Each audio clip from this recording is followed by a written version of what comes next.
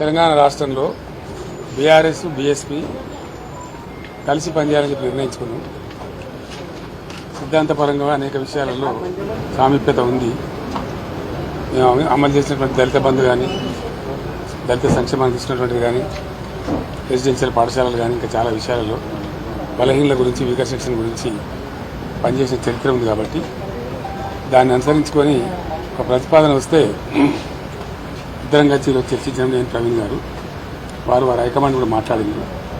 అక్కడి నుంచి వారి అనుమతి తీసుకొని మేము చర్చలు చేసిన తర్వాత కలిసి పని చేయాలని చెప్పి స్థూలంగా ఒక నిర్ణయానికి వచ్చినాం.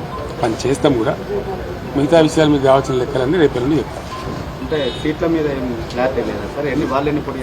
రేపు అనుకుంటాం. కానీ ఈరోజు స్థూలంగా ఇది అయిపోయింది. బేసికల్గా ఇన్ ప్రిన్సిపల్ ఇది అయింది. తప్పకుండా కొన్ని సీట్లు వాళ్ళు పోటీ చేయాల్సిందే, కొన్ని సీట్లు మేము పోటీ చేయాల్సింది. ఒకసారి అలయన్స్ అనుకున్న తర్వాత గౌరవప్రదంగానే ఉంటుంది కదా. సో వీళ్ళు తెలియదు ఒకటైతే తెలియదు సార్, నాగర్ కర్నూలు నుంచి వారు పోటీ ఎందుకు పెద్దపల్లి నుంచి చేద్దా మనం ఆల్రెడీ అనౌన్స్ చేసినాం. వరంగల్ స్టేట్ ప్రెసిడెంట్ వరంగల్ నుంచి చేద్దా ఎక్కడేం చేసి దానికే ఉంటుంది. జనరల్ సీట్లు కూడా చేయొచ్చు.